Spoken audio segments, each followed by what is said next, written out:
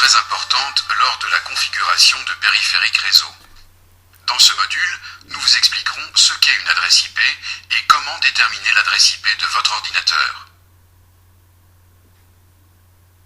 Les réseaux utilisent un mode de communication fixe.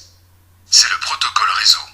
Sur Internet ou sur un réseau local relié à Internet, ce protocole est le TCP/IP. TCP est le sigle de Transmission Control Protocol. Ce mécanisme contrôle le transfert de données. Les données qui doivent être envoyées par le réseau sont divisées en petits paquets TCP.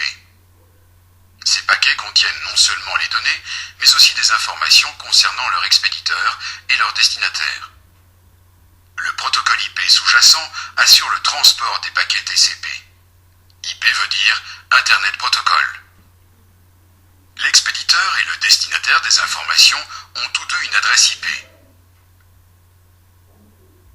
Cette adresse se compose toujours de 4 chiffres séparés par des points.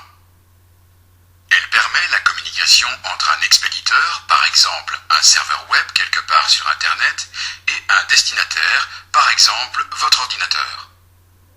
L'adresse IP de votre ordinateur est facile à retrouver.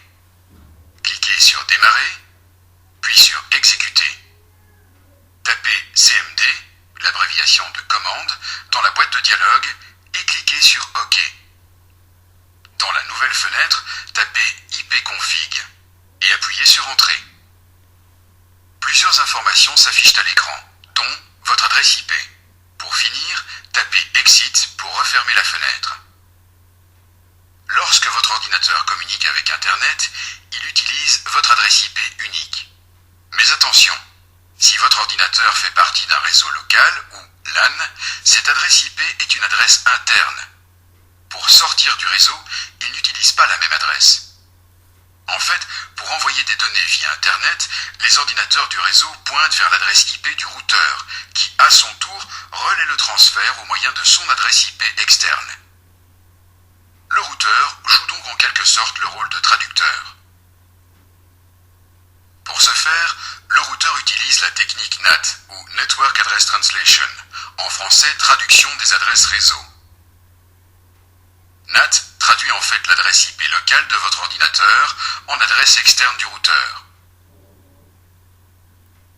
Grâce à cette technique, le routeur devient un périphérique qui fait office de tampon entre le réseau local et Internet.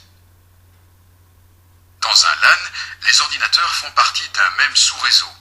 Ceci se voit au niveau des adresses IP locales qui ne diffèrent qu'à partir du 4e groupe de chiffres.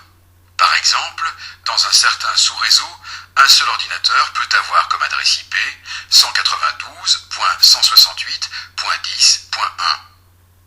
Un autre ordinateur pourrait avoir l'adresse 192.168.10.2. Tous les ordinateurs du sous-réseau ont le même masque de sous-réseau. Grâce à cette suite de chiffres, le routeur connaît la taille du sous-réseau. Par défaut, le masque de sous-réseau d'un petit LAN est 3 fois 255 suivi d'un 0. Ceci signifie que, dans le sous-réseau, les 3 premiers chiffres de l'adresse IP doivent toujours être identiques. Seul le dernier peut varier d'un ordinateur à l'autre. Tous les sites web que vous visitez se situent sur un ordinateur quelque part sur Internet. Chaque site web est donc accessible grâce à l'adresse IP unique de l'ordinateur sur lequel il réside. Pour éviter que vous deviez, en tant que surfeur, retenir toutes les adresses IP de ces sites web, celles-ci sont présentées sous forme de nom de domaine. Par exemple, www.disney.com remplace l'adresse IP 280.128.192.10.